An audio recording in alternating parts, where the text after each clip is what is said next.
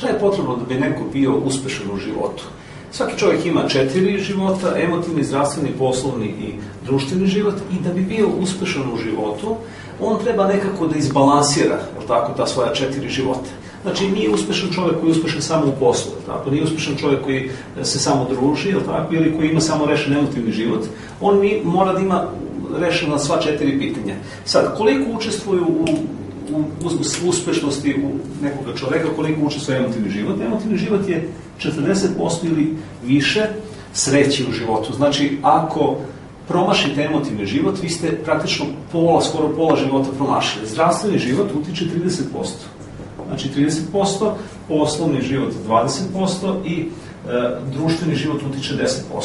Znači, kad za nekog čoveka kažemo da je uspešan, on je u stvari šta? Napravio balans između svog emotivnog života, između zdravlja, poslovnog života i druženja, i on pravilno usmerava tako energiju. Sad, retko koji čovek je u stanju da bez dodatnog treninga sam po sebi može da bude uspešan. Znači, vi ćete obično vidjeti ljude koji su uspešni u poslu, ali su upropastili kompletnu priču sa zdravljem, pa imaju 50 kila viška, ili su upropastili kompletan emotivni život, razvodili se 5 puta, ili imaju druženje tako sa ljudima koji nisu kako treba. Tako da praktično uspešnost u poslovnom životu vam nije kompletan uspeh u životu. Takođe, ukoliko ste uspešni u emotivnom životu, a vaše zdravlje je otišlo, ili poslovno ne možete da se saberete, vi ste takođe samo 40% uspešni u životu. Znači, da bi bili uspešni u životu, moramo da imamo balans između 4 naše života. Sad, mi imamo praktično 3 tehnike, 3 treninga koji vam omogućavaju da unapredite celu priču, odnosno koji mogu da vam pomognu da bolje i brže i lepše odradite ta 4 zadatka. Prva i osnovna stvar, to su tehnike za ubrzano učenje, odnosno tehnike za ubrzanu obradu informacija. To su takozvane tehnike brzo čitanje, pogrešno pamćenje, pogrešna koncentracija, učenje iz knjige u 6 koraka i tehnike za kreativno mišljenje. Znači, 5 tih tehnika postoji, to su tehnike za ubrzanu obradu informacija ili tehnike za ubrzano učenje.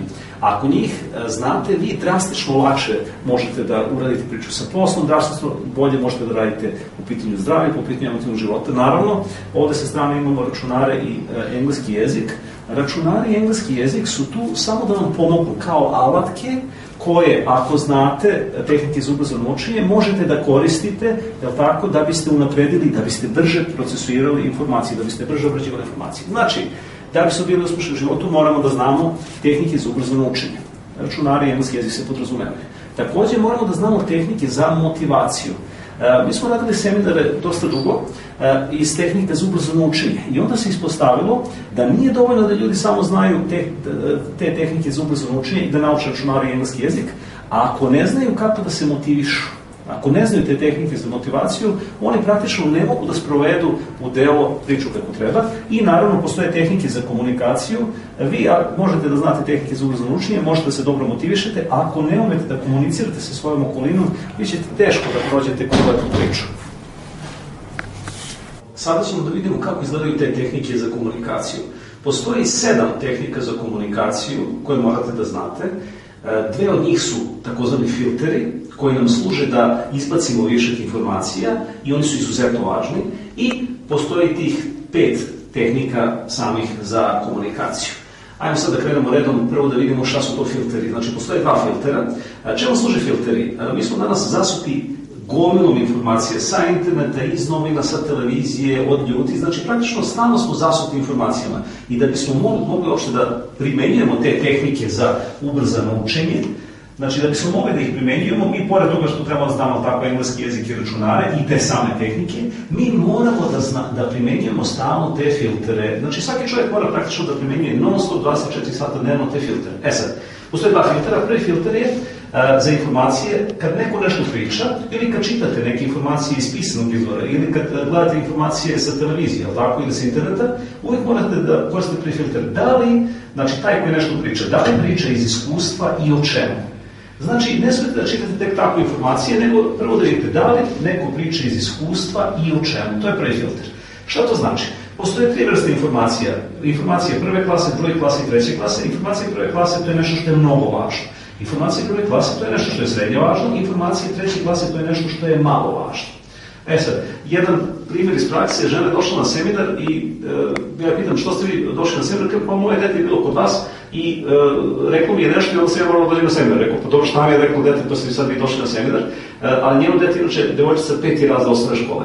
Pa ona mi je rekla, ja sam joj nešto pričala, ona mi kaže, kao mama, molim te, nemoj da me zasipaš više informacijama 3. klase. To je dete rekao majici u 5. razredu osnovne škole. Znači, nemoj da me zasipaš informacijama 3. klasa, odnosno malo važnim informacijama. I žena se šokirala i kaže, molim vas, ja moram da vidim kako ste mi to nju obučili kad ona u 5. razredu uspeva da razlikuje informacije. Znači, prva i osnovna stvar je filter. Da li neko priča iskustva i o čemu? Mnogo važne informacije, srednje važne i malo važne informacije. Znači, šta su mnogo važne informacije u smislu iskustva? Mnogo važne informacije su lično iskustvo. Znači, kad s nekim pričamo, ako on ima lično iskustvo, to je informacija prve klase. Znači, to je mnogo važno. Ako on nam priča tuđe iskustvo, znači, on je pričao sa nekim koji ima lično iskustvo i on nam prepričava tuđe iskustvo. I to je isto informacija koja je srednje važna, tako? I isto informacija koja je bitna. To je druga klasa informacije. Nije važna kao tako kad bi on imao lično iskustvo, ali je isto važno. I sad, ako nam neko priča šta on misli, bez ikakvog iskustva, onda šta? To je malo važno. To je informacija 3. klase. I znači, prvi filter je da odredimo da li neko priča iz iskustva, jel tako, i o čemu. Ajmo da vidimo, lično iskustvo, to je mnogo važno.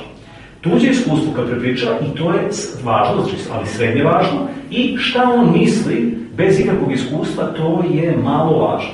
Kad neko dođe i kaže, znaš šta ja mislim o tome i tome?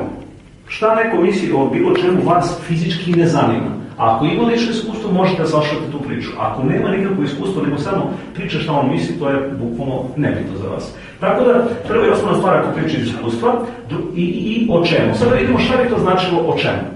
Mnogo važne informacije u smislu o čemu su o emotivnom životu, o ljubavi, o zdravlju, o poslu i o druženju. Znači, ja u svako doba dana i noći hoću da pričam o emotivnom životu, hoću da pričam o zdravlju, hoću da pričam o poslu i hoću da pričam o druženju. O tome hoću da pričam. Znači, zašto? Zato što je to mnogo važno. I te informacije me interesuju. Sad, šta su informacije druge klase? Šta je srednje važno? Pa, druge klase informacije su neke zanimljive informacije. Znači, nešto što je šaljivo, interesantno, što može da vam podigne raspoloženje. Šta su informacije 3. klase koje su potpuno nevažne? To su informacije, i sad, muškarci obično pričaju o TV sportu i politici, a žene pričaju o modi i o tračevima. To je potpuno nevažno, znači to je malo važno, to su informacije 3. klase. Kad neko dođe i počne da priča o sportu, kako je on gledao sport i šta on misli o politici, to je potpuno nebitno. Vi nikakvu korist nemate od nekoga ko vam priča o politici, ili vam priča o sportu, ili vam priča o modi, ili vam priča o tračima.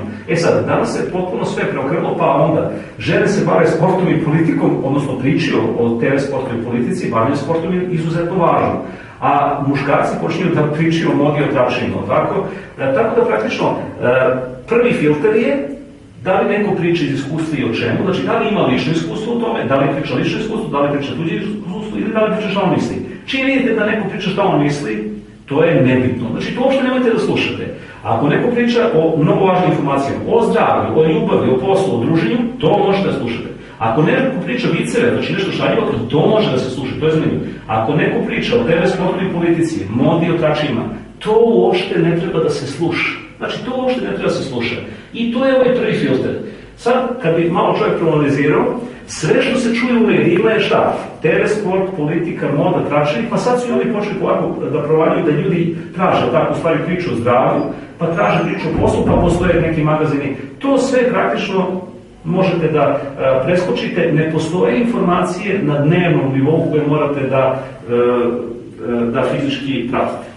Prvi filter da neko priča iskustvo o čemu. Drugi filter je da li priča o problemu ili o rešenju.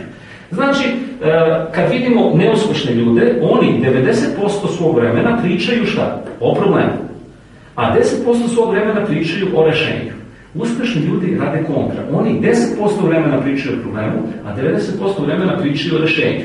I kad vidite da neko priča, recimo 2 minuta ili 5 minuta priča o problemu, šta ga vi onda terate? Vi ga onda terate da 9 puta više priča o rešenju.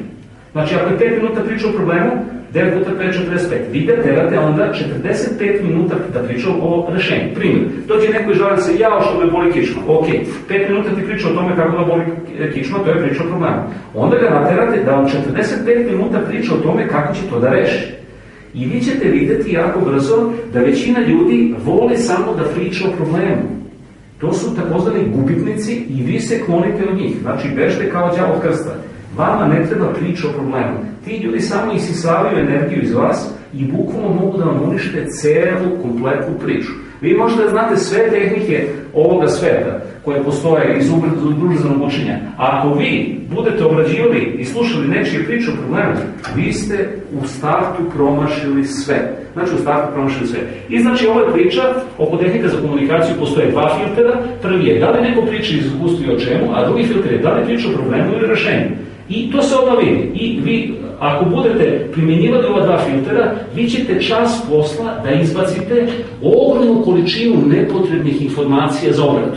Zašto? Zato što, bez obzira, čak i poznavajući ove tehnike za ubrzano učenje, ako se vi zasujete informacijama, vi nećete stići to da obradite. Znači, vi nemate vremena da se bavite praćenjem sporta na televiziji, vi nemate vremena da se bavite praćenjem politike, vi nemate vremena da se bavite modom i tračima, jednostavno nemate vremena za to. Vi morate fizički da se skoncentrišete da vaš život bude onako kako treba. Rekli smo, imamo 4 života, imamo emotivni život, zdravstveni život, poslovni život i društveni život i vi morate da se bavite time da vaš život dovedete u ravnotežu, a ne da se bavite nekim nebitnim informacijama. Znači, tehnike za ubrzano učenje, računari jednostavno pomažu, to radite mnogo bolje, tehnike za motivaciju su izuzetno važne i tehnike za komunikaciju, jednostavno, ako njih ne znate, šta? Vi ćete biti zasuti informacijama. I jedno iskustvo, mi već 14 godina ne koristimo televiziju. Znači, 14 godina ne gledamo televiziju. Tako da, jedna od prvih stvari, izbacite televizor. Televizor napolje.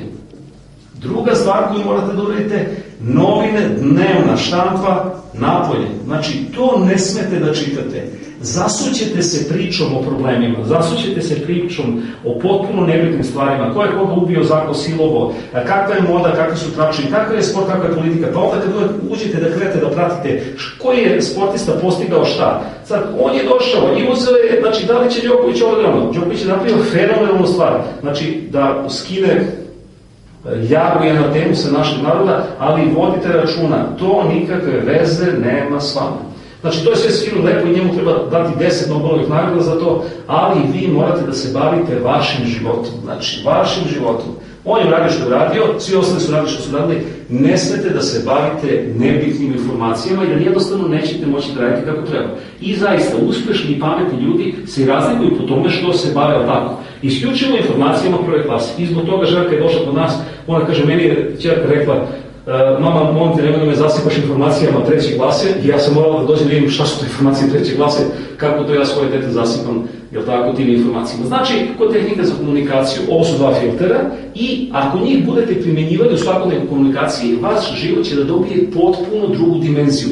Vi ćete da se sklonite iz te žabokrečine sa dna, sa nulja, sa priče o problemu i počet ćete da napredujete, počet ćete da sređujete svoj život. Znači, to su dva filtera koji mogu, ako ih primjenjujete, u potpunosti da vam preokrenu kompletan život. I sad ćemo da uradimo 3 tehnike, znači ima još 5, uradit ćemo odmah 3 tehnike za komunikaciju, pravila za komunikaciju koje morate da primenjujete ako hoćete da normalno komunicirate sa svojim i uspešno sa svojim okruženjem. Prva tehnika za komunikaciju je tehnika skale. Znači, kad komuniciramo s nekime, moramo da koristimo skalu. Šta to znači skala? Skala od 1 do 5. Od 1 do 5 plus praktično. Kada pričate sa svojom okolinom, kad komunicirate, jako često možete da dođete u problem ako budete koristili crno-belu komunikaciju. Znači, ili je crno, ili je belo. Primjer, da li se tebi ide u bioskop? Vi ga terate da vam odgovori crno-belo, da ili ne. Onda, da li se tebi jede pasulj? Vi ga terate da govori da ili ne. Znači, ta komunikacija koja je crno-bela, ona je jako problematična. Znači, crno-bela komunikacija je šta? Jako problematična, jer nikad nećete imati situaciju da se nekome 100% radi nešto ili da mu se 100% ne radi nešto. I šta vama fale komunikacije? Vama fale komunikacije kompletno ova oblast između, koja se zove šta? Sivo. Znači, niti je crno, niti je belo. I sad, kako ćemo, šta to znači uopšte, kako ćemo da uradimo sivo? Primjer, ako pitate nekoga da li se tebi jede pasulj, vi ga terate da kaže da ili ne. Ali ako neko pitate koliko se tebi jede pasulj od 1 do 5, vi njemu dajete prostora da šta? Da vama da on odgovori ili crno, ili belo, ili sivo. Znači, možda se njemu jede pasulj 3. Znači, nit mu se jede, nit mu se ne jede. Ili možda se njemu jede pasulj 4+. Možda se njemu jede pasulj 5. A i možda se njemu jede pasulj 2 manje. Znači, baš mu se i ne jede pasulj. Tako da, praktično, ako koristite skalu, vi ćete moći da napravite izuzetno dobru komunikaciju sa svojim okruženjem i izbeći ćete mogućnost da s nekim dođete u konflikt. Primjer, vama se ide u bioskop, a vašoj supruzi se ne ide u bioskop. E sad, šta to znači? Meni se ide, tebi se ne ide. To je opet crno-belo. Znači, koliko se tebi ide u bioskop? Ti kažeš, meni se ide u bioskop od 1 do 5. A onda pitaš suprugu, koliko se tebi ne ide u bioskop, pa meni se ne ide u bioskop 3. Znači, vaša želja je veća nego što je njena želja veća da ostane, tako da praktično ćete opet ostanete kući, nema nikakve veze pošto suprug u pitanju, ali teoretski je to izuzetno dobro, tako da možete da tako napravite dobru komunikaciju. Znači, to je prva tehnika, to je skala. Ukoliko budete koristili skalu, vi ćete naučiti da se lepo izražavate, da lepo pričate sa svojim okruženjem i da umesto crno-belo možete da pričate, tako, crno-belo i sivo, znači od 1 do 5. Koliko ste zadovoljni našim predavanjima na YouTube-u? Od 1 do 5. Pa zadovoljni sam 3. Znači niste nešto pretrano zadovoljni. A koliko ste zadovoljni 5, onda ste dosta zadovoljni. Znači to je prva tehnika za komunikaciju skala i ona bi trebala da se uči prvi dan kad dete krene u školu, mora nauči postoji tehnika za komunikaciju skala. Znači, meni se igra fudbal, meni se igra košarka i šta sad? Svađa. Meni se igra fudbal od 1 do 5, 5. A koliko se tebi igra košarka? Meni se igra košarka 5. Ok, ajde, sad ovaj put idemo po tvom, a sledeći put kad bude tako izjednačeno, idemo po mom. Važi. I vi ste jednostavno rešili problem tehnikom skala. Druga tehnika koja je izuzetno važna za komunikaciju je tehnika sendviča. Šta to znači? Tehnika sendviča će vam omogućiti kad trebate nekome da saopštite neku informaciju koja nije baš prijatna, to je ovo između, tako? Ne smete to tek tako da radite, nego morate da napravite neki uvod. Znači, tehnika sendviča nam omogućava da ne budemo surovi kad pričamo s nekim i da ga ne gazimo, nego da možemo da napravimo lepu komunikaciju. Primjer, hoćemo da kažemo nekome da je loše uradio neki projekat i šta sad? Ako ne koristimo tehniku sendviča, mi dođemo k njega i kažemo, slušaj Pero, ti si jako loše uradio taj projekat. I šta? Pero će da se naljuti. I time nismo ništa postigli. Ako koristimo tehniku sendviča, mi možemo kažemo, zdravo Pero, i sad ide sendvič. Prvo ide lepo. Znači, Pero, ti znaš koliko ja cenim to što ti radiš, tako, onda to je lepo. Onda ide ono ružno što si htio da kažeš, znači, ali ovo što si uradio trenutno je katastrofa. I onda opet zatvorite komunikaciju lepim. Znači, lepo, ružno, lepo. Znači, ali ja se nadam da ćeš ti sigurno to da ispraviš i da se neće ponoviti. Znači, lepo, ružno, lepo. To je tehnika sendviča. A ako nju koristite, vi ćete moći sa ljudima da ostanete u lepom odnosu, u lepoj komunikaciji i da ih ne vređate. Istina bez saosećanja je surovost. To su ljudi, znači, koji pričaju istinu bez saosećanja, bez ovog sendviča. To je surovo. Šta sad? Neko je debel i on kaže ti još što si debel. Znači, treba uvek, znači, prvo uvek da bude uvod. Znači, ok, Pero, ja znam da se ti jako trudiš oko svog izgleda, onda ono što si htio da kažeš, ali trenutno si se malo prebucio i onda opet lepo i ja znam da će ti sigurno se potrudiš da to uradiš kako treba. Ako budete koristiti sendvič, svi će hteti da pričaju sa vama. Znači, svi će hteti da vi budete šef njima zato što se lepo ophodite sa njima, čuvate njihov ego i njihov integritet. I treća tehnika je tehnika ogledala. Ukoliko se desi da neko vas dosta povredi, recimo od 1 do 5 da vas povredi 4 ili 4 plus ili 5. Sad, šta se dešava obično kad neko vas povredi? On vas povredi i šta je caka? On ne primeti da vas je povredio ili ne primeti koliko vas je povredio nečem.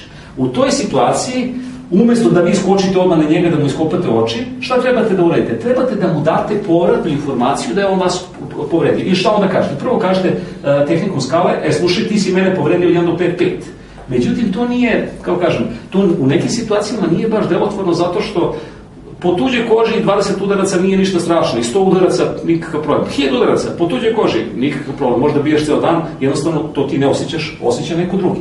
I onda, kada nije dovoljna skala da bi neko osetio šta je uradio, shvatio šta je uradio, onda vi kažete, ok, uradite tehniku glava i kažete, ok, slušaj, povredio smo 1 do 5, 5, on ne reaguje, on kaže, slušaj, sad ću da ti pokažem tehniku gledala kako to izgleda. I onda vi to isto uradite njemu. Znači, potpuno identično što je on uradio vama, vi uradite njemu, da biste mu dali povratnu informaciju da on vidi kako to izgleda. Ali kažem, uvek ne javite. Evo, sad ćemo da uradimo tehniku gledala, da vidiš kako to izgleda i kada uradite tu tehniku gledala, on će onda shvatiti koliko je vas povredio. Jer, recimo, dođe muž kući, šta, razbaca, ne znam, odeću kompletnu po sobi. I sad, žena može mu pričati ceo život, ti si mene povredio 1 do 5, što razbacuješ njega, to ne zanima, jednostavno ne dotiče.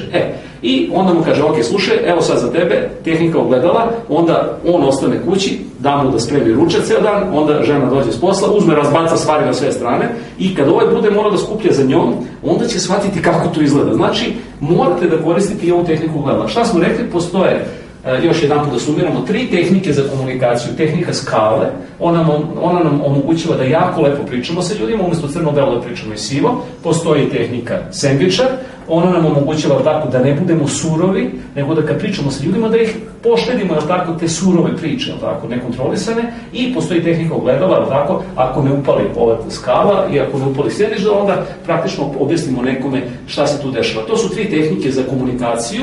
Rekli smo ovde levo, postoje 2 filtera, tako, koje moramo da koristimo non stop. I ostale su nam samo još 2 stvari kod komunikacije, to su tehnike za prodaju i tehnike za rad sa zlim ljudima. Znači, postoje zli ljudi, moramo da naučimo kako da se borimo sa njima. Znači, to je bila priča oko tehnika za komunikaciju.